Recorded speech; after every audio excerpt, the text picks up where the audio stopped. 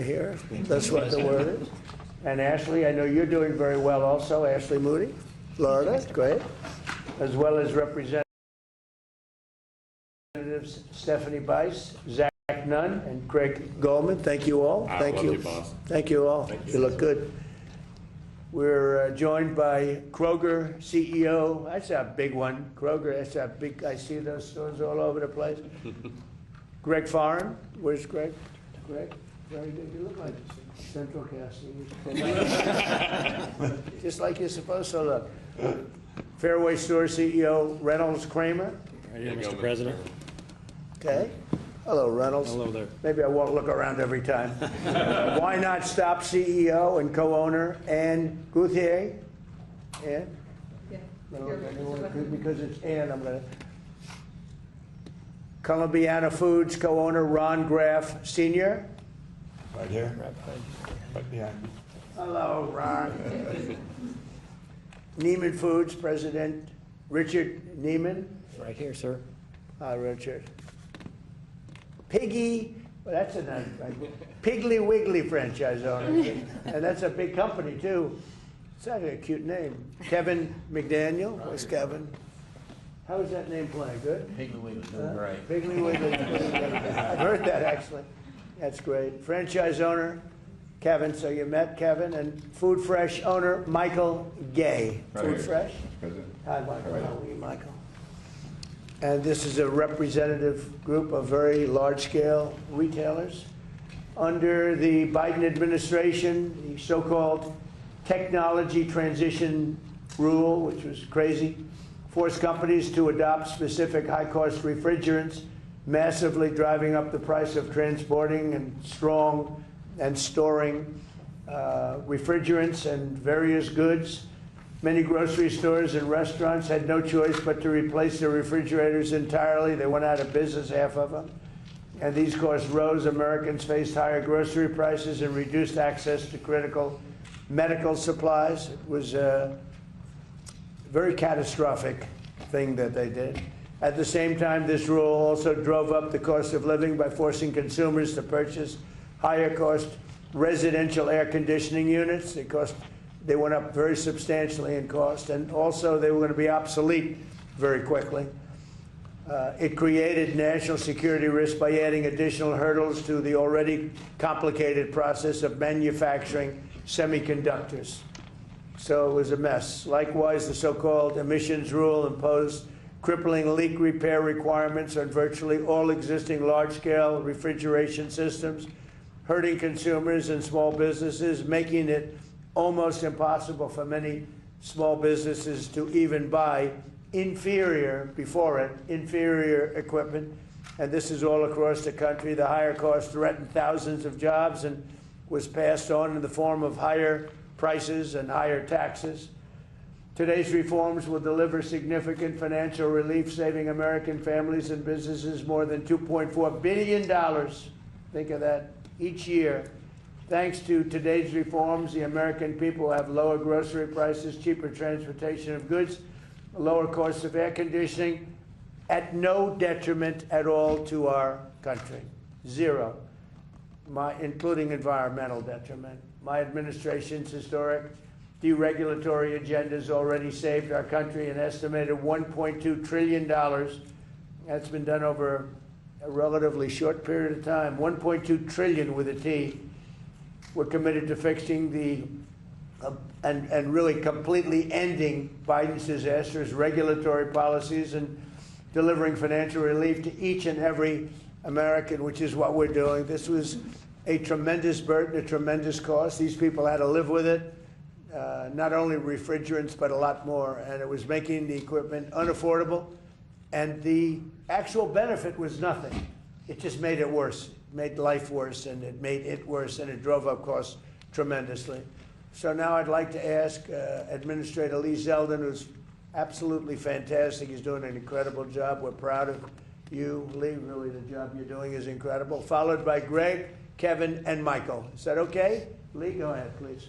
Well, thank you, Mr. President. As you know, many Americans were expressing a lot of frustration and anger of this rushed, frantic, reckless sprint by the Biden administration to phase out reliable equipment for grocery stores, for restaurants, and for homes.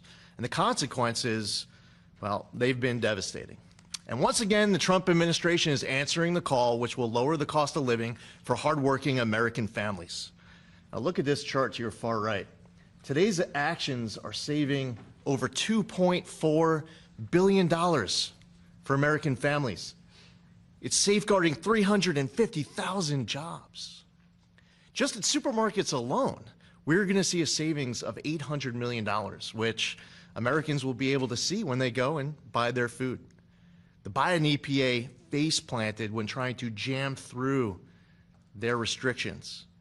Americans who wanted to be able to fix their equipment were instead being required to buy far more costly new equipment, and that just doesn't make any sense. Refrigeration trucks were being handed impossible restrictions to meet. And once again, here we are in the Oval Office. President Trump is righting another wrong. At the Trump EPA, we are proudly implementing President Trump's agenda every single day and delivering for the American people. Thank you very much. Thank you. Please. Thank you, Mr. President, and thank you, Lee. Look, on behalf of the Kroger Company, and we operate about 2,700 supermarkets, an orderly transition of equipment reduces both capital costs and operating costs. And at the end of the day, that's good for consumers because we're able to take that and put that into lowering prices, which is the key objective that we have in our business. So thank you very much. And you were able to save a lot of money and put it elsewhere by not having to do this ridiculous. Exactly. So it allows us, instead of having to outlay more capital at a faster rate and more operating costs to change that equipment. Or to replace a refrigerator that's working perfectly, right? Yeah. So that allows us, you know, obviously these things have a lifespan, but an orderly transition allows us to move through that in a way which keeps the price of groceries down, and that's something that we're, you know, desperately focusing on, Mr. President. Great. Thank you very much. Next. My name's Kevin McDaniel. We operate 14 Piggly Wiggly stores in North Florida, Alabama, and Georgia. On behalf of NGA, the Piggly Wiggly family, which has about 250 stores in the Southeast, we want to thank President Trump for rolling this terrible Biden legislation back, because without it, there would have been a lot of independents out of business. And what people don't realize is it's just not a refrigerant change. It was a equipment change. And those equipment per store, you take a store, our stores run from 25 to 50,000 square feet. You could look for $800,000 to $1.5 million per store to do a change out. That would have done. And the new equipment would not be as good as the old equipment. No, absolutely not. It would be inferior equipment because you weren't able to use a refrigerant. It was thrown together too fast. The technology's not there yet. It's just way too fast. That's the problem. Good idea, but it's terrible. So you would have had all these independents go out of business. You'd had independents out of business, and you would have seen grocery prices soar. That's what would have happened if this would have went through. President Trump, thank you very much. On behalf of every independent in the United States, we cannot thank you enough for what you've done for us. Thank you so much. I mean, just the bottom line is, so you have great equipment that works incredibly, takes care of your meats and foods and everything else, beautiful refrigeration systems. Take it out and replace it with stuff that barely works, costs a fortune, and it's no good. Think of it. And everyone's going to go bankrupt because the equipment is much more expensive on top of everything else. Yep. So the big thing now, we got to get rid of the law that was signed quite a while ago. And we have to get rid of that because ultimately we want to make it permanent. There's no negative impact by having a good system, but there's a tremendous impact. I think it's going to be bad because a lot of people said the other stuff doesn't cool your product. No, it's probably. It's so crazy. Please. Michael Gay, I have a single store, Food Fresh, in Claxton, Georgia. And exactly, I mean, to echo everyone up here, these refrigeration costs, I'm the only store in a county of 10,000. I literally 2 years ago put in equipment that should have about 20 more years of useful life, and to replace literally every single piece of equipment in our store would have been unbelievably cost prohibitive, driving up costs as we fight every day to try to keep them as low as we can. And you know, if that cost gets too high, especially attached to a regulation, do you have independent stores closed in neighborhoods that once I go away, you've created a food desert? So it's very beneficial that this happened today. It's much more complicated than anyone thinks, and to try to rush this through was just the wrong way to go. So we are very appreciative of you today. Thank you. I have one grocer who's a friend of mine. He's pretty big, and he said, I'm going to go ahead of the schedule. And he actually replaced a lot of his equipment. He called me up. He said, this crap doesn't work. It doesn't cool the food. So you know about that, right? What a shame. Okay, would anybody, Kevin, would you like to say something? Yeah, I'd just like to say, sir, that this is part of your overall deregulatory agenda, and the big number, 1.2 trillion, is the savings so far, but we're going to be hitting that every year, and we're rolling back stuff that everywhere we look, there's stuff that's as awful as this, and I think that really one of the leaders has been Lee. Because the EPA has been a holdup for so many years, but Lee is just out there saving Americans money. And right now, again, if you look at that number, it's $14,000 per family has been saved at reduced cost because of your deregulatory. Do we agree that Lee is an MVP candidate? MVP. No, he's done a great job, and he sees what's good, and he's a big environmentalist. I mean, he wants to make sure everything is good, but he also sees stupid things like this. Senator, would you like to each speak to this? Well, Mr. President, I'd like to thank you for this because this hits our goal of trying to keep prices low for working families in America, cost of food. I have the Graff family here right behind it. They operate 3 grocery stores in Columbiana County. They had already upgraded their refrigeration systems a few years ago. This was going to cost them millions of more dollars in Columbiana County, which is not an affluent county. It has a grocery store in East Liverpool, Ohio, which is the hometown of the late great Lou Holtz. And these people, not only would it raise food costs, but it might force them to shut a grocery store down so that the town didn't even have a grocery store. So you're saving money for working families and their grocery prices. You're also saving grocery stores so that we don't have food deserts in rural places across our country. Mr. President, I think it is so important that the people see what you choose to hang right by your desk, which is the Declaration of Independence, which is a reminder that government at its core is supposed to function in a way that allows people the opportunity to pursue happiness and not work against them by coming up with regulations that just make it harder to live, more expensive to live. And from day one, I remember standing with you with the same crew of folks. From day one, you have been digging into all of these regulations that are issued with no thought to how they affect real people and real small businesses and businesses trying to step up and provide jobs and lift up their communities.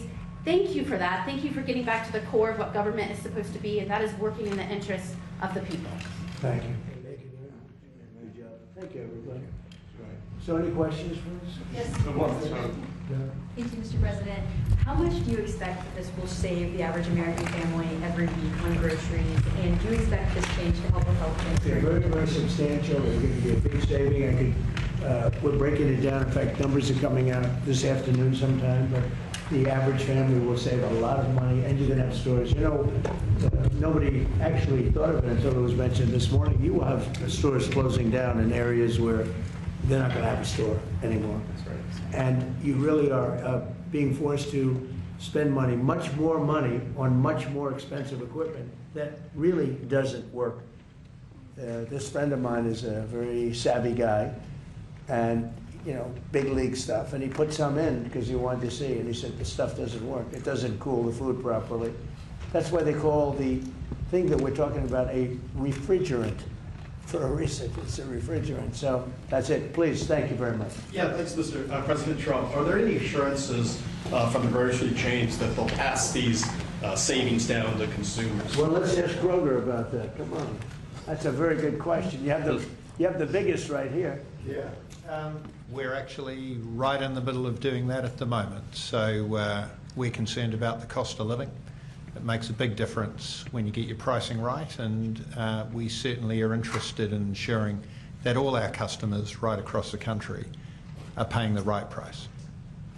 You know, if it were the right thing to do, if it would be, you know, bad for the environment, what they had, I'm all for it. I'm all for that stuff. But when you're forced to put in very inferior equipment that's not going to work, you're going to be wasting a lot of food product because it doesn't cool the food properly.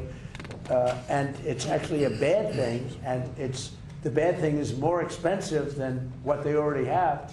And in many cases, they just put it in. You know, they just put in the other apparatus. And a lot of people have said they've spent money recently to do it, and then this rule came up out of nowhere, and the stuff they just put in, they have to change. I'd be all for changing if it was good, even if it was a little bit good. But this is actually bad. Yeah, do you not have any environmental concerns, though, with this? No, there is no environmental concern. And Lee covered that really well. There's no environmental concern. It's not going to have any impact on the environment. Mr. President, with many Americans concerned about affordability ahead of the midterms, there is some backlash among Senate Republicans to some of the other priorities, the ballroom and the anti-weaponization fund.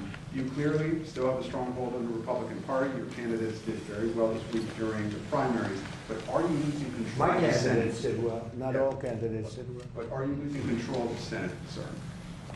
Are you losing control of the Senate, Senate Republicans? I don't know. I really don't know. I can tell you, I only do what's right. I don't need money for the ballroom. You know, I'm making a gift of the ballroom. This is the biggest misreporting that I've ever seen. The ballroom is being built. It'll cost.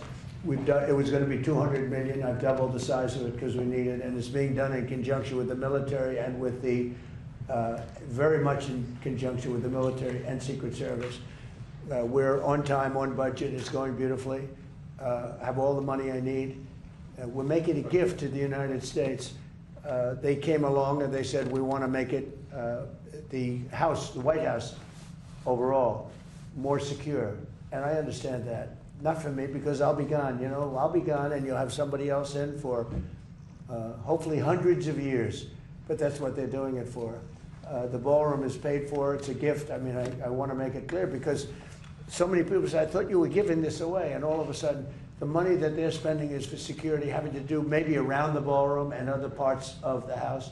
But this is not for the ballroom. The ballroom is being a tremendous amount of what's being done with respect to the ballroom is for national security, including, as an example, a drone port on top of which was top secret until litigation made it less than top secret. But we have a drone port. We have the glass that's 4 inches thick, bulletproof glass. We have bulletproof walls. We have things. You need a place like this. But this is being made as a gift from me and other people that are great patriots that spend a lot of money. We're building what will be the finest ballroom anywhere in the world. If they want to spend money on securing the White House, I think it would be very, very much a good expenditure. But the ballroom is being built. Well, what if Congress doesn't sign off on the security money, sir? Then the White House won't be a very secure place. And then regarding Cuba, there was an aircraft carrier that just arrived there this week, a Nimitz aircraft carrier. Are you sending that there to intimidate the Cuban government? No, not at all. Cuba, look, it's a failed country. Everybody knows it. They don't have electricity. They don't have money. They don't have really anything. They don't have food. And we're going to help them along, and we're going to help them because number one, I want to help them. I don't want to on a humanitarian basis, but we have the Cuban American population, much of it living in Miami and Florida. That's a great group of people, amazing group of people, industrious, they're great Americans. They've wanted this to happen. They want to go back to their country. They want to help their country. I hope they're going to stay here, but they want to go back. They want to invest in their country and, you know, see if they can bring it back. Other presidents have looked at this for 50, 60 years doing something, and it looks like I'll be the one that does it, so we'd be happy to do it. We want to open it up to Cuban Americans where they can go back and help. The CNC released a report this morning, their report on the last election on why they won and Democrats lost. One thing that it mentions is how they failed to reach Middle America, Southern Americans. Do you think they've learned lessons from that election, and have you seen that report? I think the elections are so rigged, and we have to do something about it, and we're going to do something about it. But we cannot continue to have, and frankly, the Senate and the House, they ought to get together and they ought to pass the Save America Act so that you have voter ID, and it's so important you have proof of citizenship, little thing like proof of citizenship, and also mail-in voting, which is so crooked. So in Maryland, as you probably saw, they had 500,000 mail-in votes that were corrupt. They were corrupt. They said the printer made a mistake. Don't believe that. And they got caught with 500,000 mail-in ballots that were corrupt. We've got to stop it. We have a country that has a very corrupt, we have more corrupt elections than third world countries have. And we ought to get smart. Pass the Save America Act. That'll be a long way. You have voter ID, voter identification. The Democrats don't want to pass. Now, I'll tell you what, the Democrat voters do want to pass, 87%. But the Democrat politicians don't want to pass. And the reason is they'd never be elected again. Because with their policy of open borders, transgender for everyone, I call it transgender mutilization of your children for everybody, men playing in women's sports, all of the stuff that they do, high taxes. They want a tax hike. They voted in favor of high taxes. They voted against a tax cut. They voted in favor of men playing in women's sports. I don't know what these people are thinking. The only way they can win is to cheat, and that's what they want to do. And we ought to pass the Save America Act. Yeah, please. Yes, Mr. President. I have two questions for you. One of them, which you love. First about the ballroom, and the second about Iran. First, I'm curious, what is the stone that you're going to be using? And I ask that for a reason, because I live in Stafford County, and you know a lot about history and stuff like that. So you know that the stone that was quarried for the Capitol and the White House is from Stafford County. They still have quarries, so hint, hint, down there. Just curious. Okay. Mostly marbles and granite. All right, excellent. And then my second question is, the Vice President mentioned the other day there would be accommodations, they were willing to make accommodations with the Iranian deal.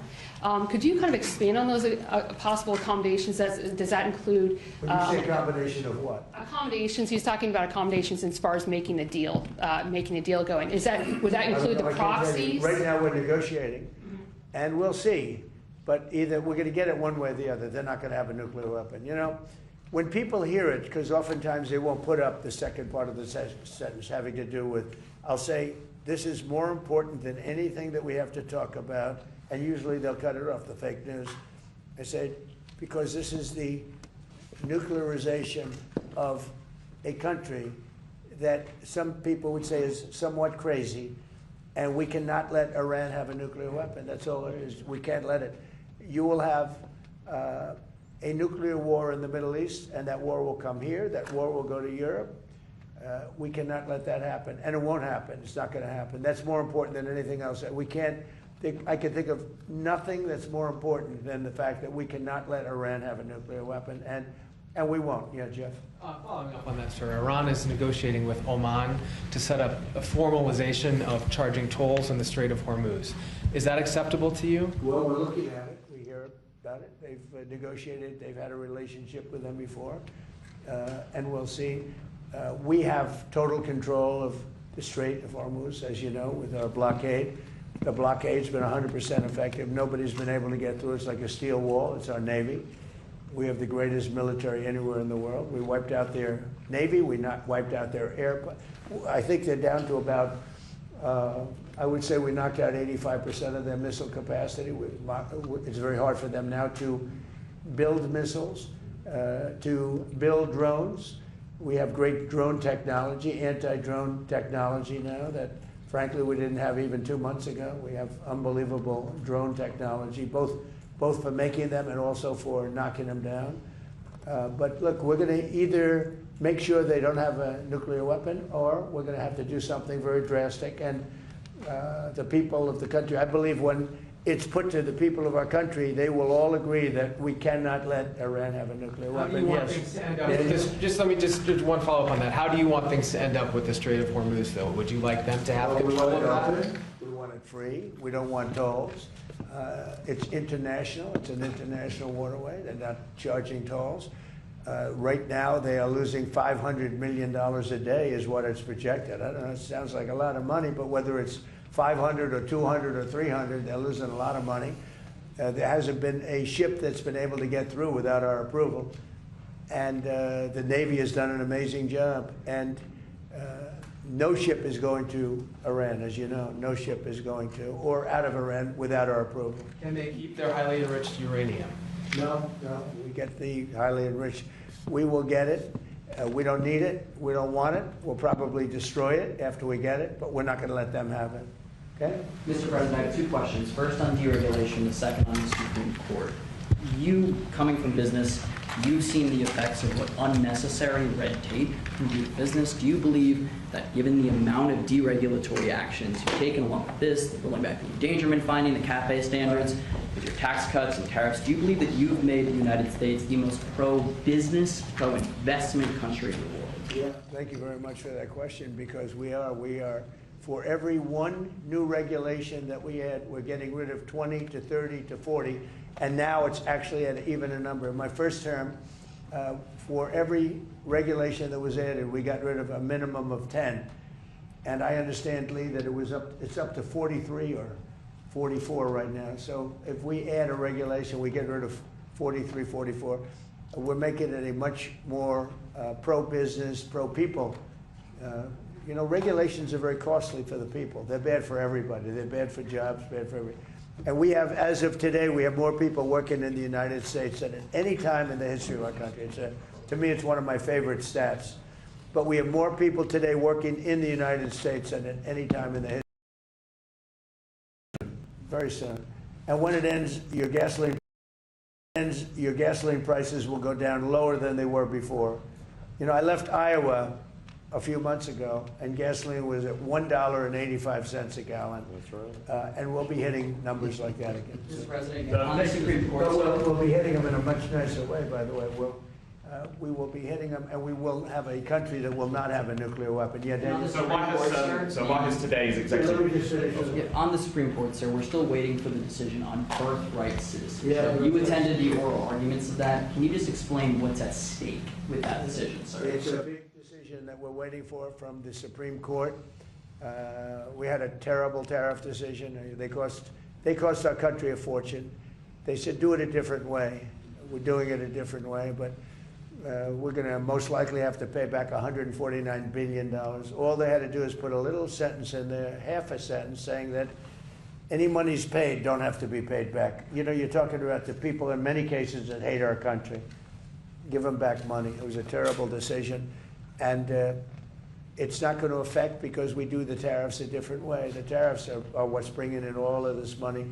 It's really made our country rich, modernly rich. Now we have another one coming up, which is birthright citizenship. And we're the only country in the world that has it.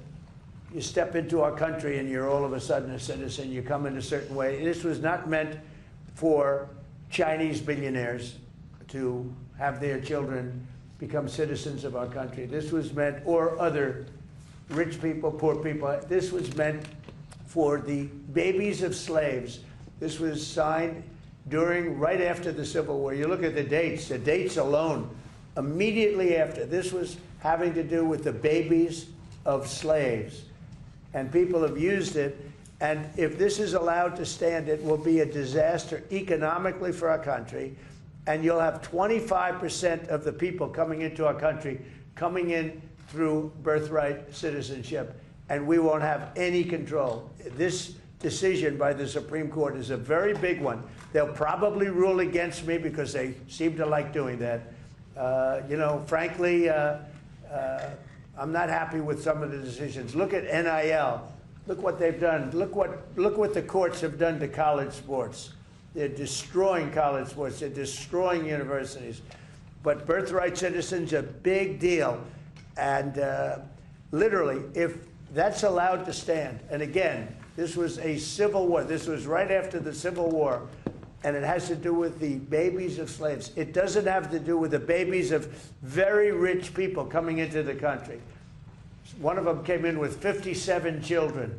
Okay, 57 children. They're using the system, and it's usually people that hate our country, if you want to know the truth. Birthright citizen is done by no other country in the world the way we're doing it. We're a laughing stock. And if the Supreme Court approves that decision, they have done a great disservice to the United States of America, just like they did a great disservice by costing us $149 billion on tariffs by saying do it a different way. Get the same result, do it a different way. We should have won that decision. We had a very strong, very powerful dissent. We had 3 dissents. So it wasn't like a unanimous decision by any means. We had very powerful dissents. When you read that dissent, people that read that dissent say you really should have won this case. We should have won that case on tariffs. That case cost our country $149 million. It goes to people that hate our country.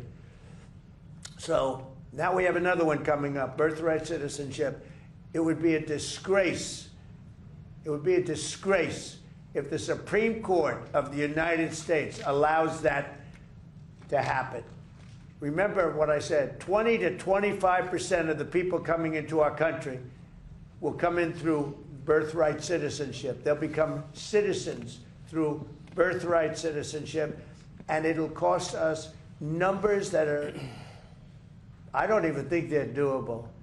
And it's all up to a couple of people, and I hope they do what's right. Birthright citizenship is a disgrace. The fact that, look at the people that are bringing the suit.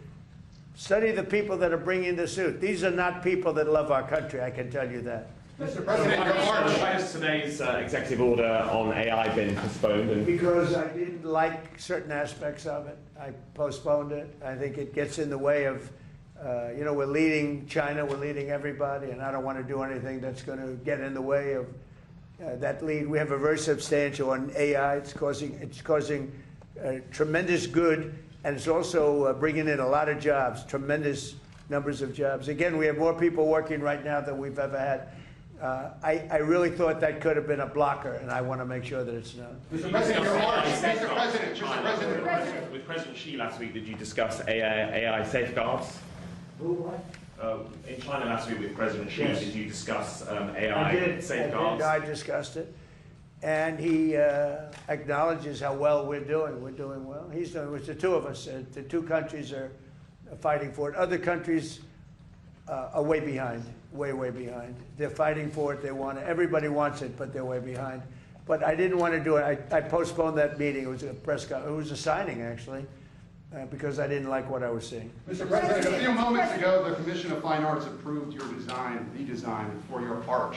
Do you think you need congressional approval? I finally get good news from them. Do you think you need What was the congressional vote? Do you know what the approval for it, vote was? sir? What was the vote? I'm just seeing the headline here. I don't have the exact vote. But So we're building what's called the Triumphal Arch right opposite the Arlington Memorial Bridge, right by Arlington Cemetery. It's beautiful. It's the Arc de Triomphe would be the one that you would probably know in Paris. It's one of the most beautiful. It's a very similar size, slightly larger. We have to do slightly larger. It doesn't have to be a lot larger. Otherwise, you'd all be disappointed in me. But it's even far more beautiful. And I think that the Arc de Triomphe is beautiful. It's a couple of 100 years old, but I think it's beautiful. And some arcs go back over 1,000 years. And it's called a triumphal arc. It's usually done for victories in war and things. There are 59 of them in the world. And some are really beautiful. And we're the only major, Washington, D.C., which should be number 1. We're the only important and major city that doesn't have one. We don't have a triumphal arch. So it was meant to be built for many years. The circle going up to the bridge, it was, people pass that circle, they say, why isn't something built here? And so that's very good. We just got approval from Fine Arts. That's fantastic. Right, but you need Congress to sign off on it. No, we don't. No, we're doing it. It's the land is owned by the Interior Department. We don't need anything from Congress. Are you attending your son's wedding this weekend? Are you attending your son's wedding this weekend, by the way? He'd like me to go, but it's going to be just a small little private affair, and I'm going to try and make it. I'm in the midst. I said, this is not good timing for me. I have a thing called Iran and other things. That's one I can't win on. If I do attend, I get killed. If I don't attend, I get killed. By the fake news, of course, I'm talking about. No, but he's got a very person who I've known for a long time, and hopefully they're going to have a great marriage. Mr. President, actually to add to the art, I just actually passed by it on my way here. Right. I saw the pink flags, and Right. there's just geese that are there all the time. Right. So it's perfect. How long will that take? And also, I have to say, She was amazed by all the people she was seeing on the streets here in DC. She doesn't get in here as much. DC But, is hot again. She was noticing how clean and beautiful It's it was, clean. so I passed it along. That's right. Well, that's the way I do it. Clean. You take a look at. We had a broken. We had broken path. It was so terrible coming into the White House. It was slate. Slate's a roofing material. It's not a walking material. But the slate was all broken and chipped and terrible. And I put down a new granite floor and paid for it myself, by the way. But I put down a nice new granite floor. It looks beautiful. It's actually getting rave reviews. It's beautiful. It's a terrible having people walking up to the White House and they're walking over broken tiles and broken floors. So now we just finished. It's going to be finished when the moldings are put on. But we just, you might take a look at it. I don't know if you've seen it, but it's beautiful. Of other things we're doing while you're at it, we've fixed, we have 31 fountains in Washington. Of the 31, not one worked. Now we have 21 working, and the others are going to be fixed. And people are calling and saying, it's amazing what's happening, the fountains, and they're working top level. And my most exciting is the reflecting pool between the Washington Monument and the Washington Monument, Lincoln Memorial. It's 2,500 feet long by almost 200 feet wide. It's a massive structure, if you think of it. It's taller than the tallest building in the world. If you sat the building down, the tallest building in the world would not reach the end of it. It's a very big thing. It hasn't worked properly since it was built in 1922. President Obama and Biden spent hundreds of millions of dollars trying to fix it. They didn't, of course they couldn't do that. They didn't fix it. It was a mess. So mostly they turned it off, collecting garbage. It looked horrible. And we are very close to getting it finished. And when it's finished, it'll be beautiful. It'll be blue water, dark blue. We call it American flag blue because that's the name of the color that we chose. American flag blue. Can't do better than that. It's a rich, dark blue. And it'll be, I think, very reflective, very, very good. Big project. I decided to do a much bigger job. I was going to just get it open. But I said, let's do it right, let's get it open, and let's have it be good, because President Obama, President Biden spent hundreds of millions of dollars, much more than 100 million, but hundreds of millions. It never worked. In fact, when they finished it, it was much worse than it was before. It leaked at a higher level. They would have to fill it up every single day with water. The whole thing was ridiculous, so they ended up turning it off, and it became like a garbage dump. Well, it's pretty close to finished. So they had estimates of $350 million to fix it. I'll be doing it for a tiny fraction of that. A bigger job than I originally thought I'd do it for $2 or $3 million, just do a base. But now we're fixing up the exterior of it. So we'll probably be in there for less than $20 million.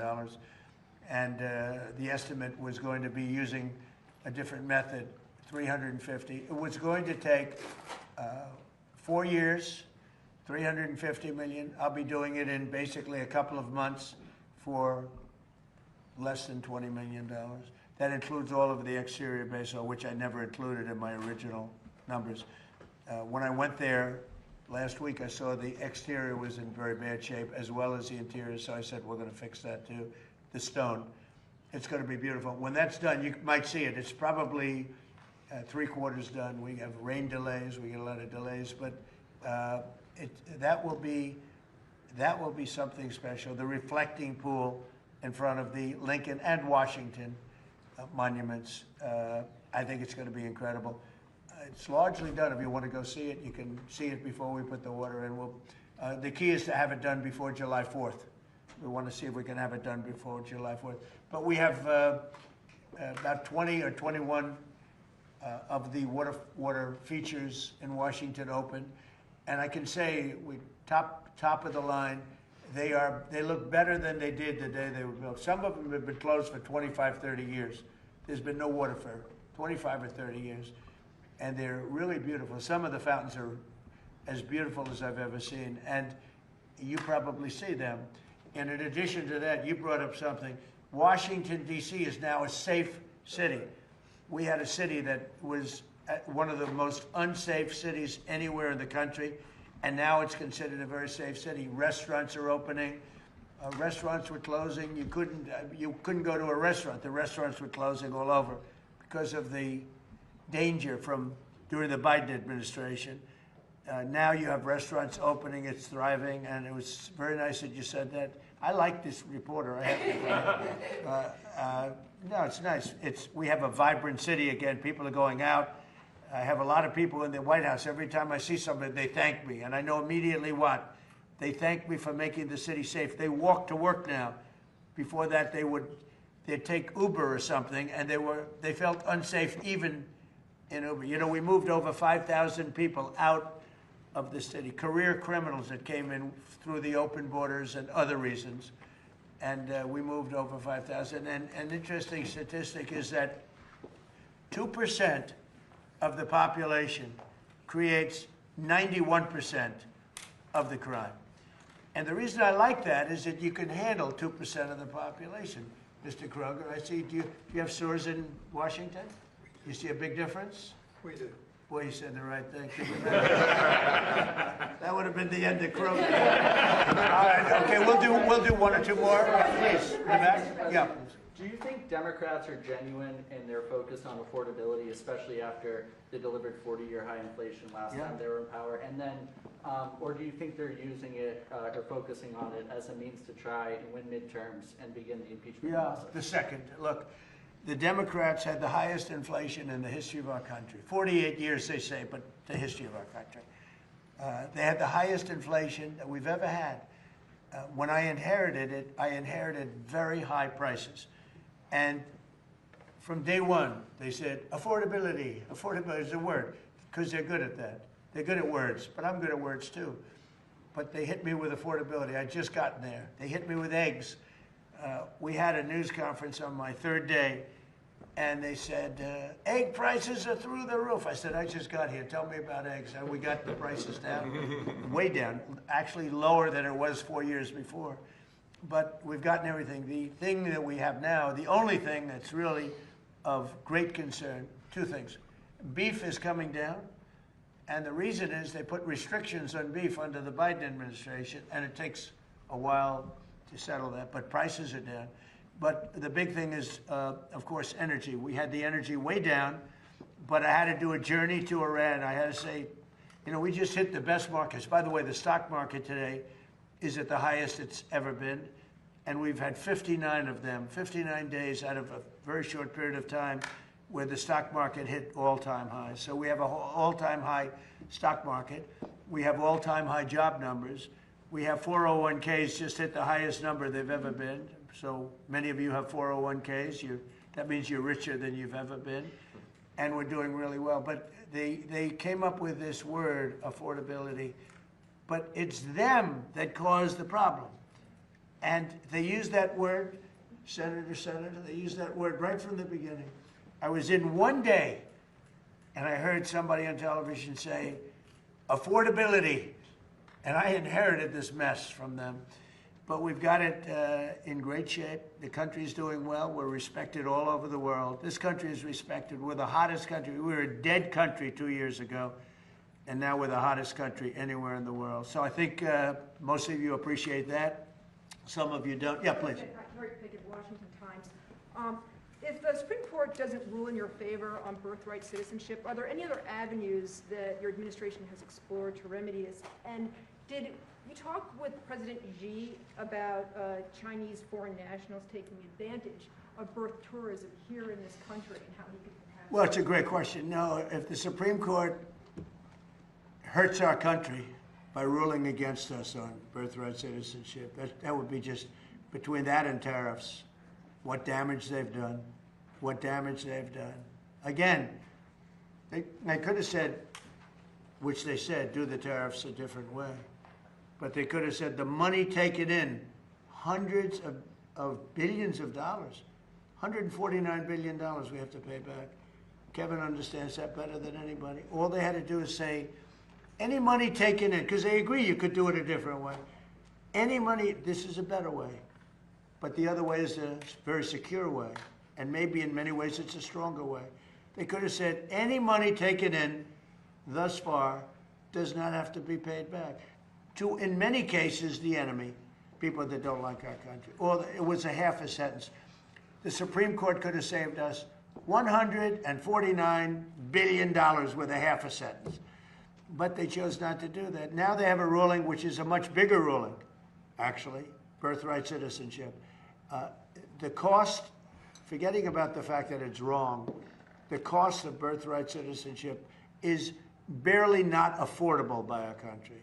It's going to cost hundreds of billions of dollars. And it's in their hands. What can I tell you? It's a common sense ruling. It's common sense. It was exact timing. And it's about the babies of slaves. Thank you for that question. Mr. President. Go ahead, you go again. Thank you, Mr. President. So do you think if Democrats were to take control of Congress again, they would immediately begin the impeachment process? I think if Democrats took control of the Congress, I think that, and let's say took control of the country, I think that this country's finished. These people are sick. They suffer from Trump derangement syndrome, but really they have bad policy. They have horrible policy. They cheat on elections. They get elected by cheating on elections. But you would have 2 states added. They'll terminate the filibuster immediately. Republicans should do that. They'll terminate the filibuster. You'll have Washington, D.C., and you'll have Puerto Rico as a state, which will be a disaster, which would be 4 Senate seats, tremendous numbers of electoral college votes. You will have that's really bad, but you will have the destruction of our country. They want to go to 21 Supreme Court judges. That's their perfect number. They talk about 13, but they want to go to 21 Supreme Court judges. If they get in power, I think this country would be maybe finished. If I didn't win the election, I'll say this, we've become the hottest country anywhere in the world. We were a dead country 2 years ago. If I didn't win this election, we would have been a country that was essentially, I don't even know that we would have been a country any longer. They were destroying our country. They were letting hundreds of thousands, millions of people pour through our southern border, criminals, people from jails, people from mental institutions, drug dealers and drug addicts. They were sending everybody, countries were sending everybody that they didn't want by the millions, 25 million people.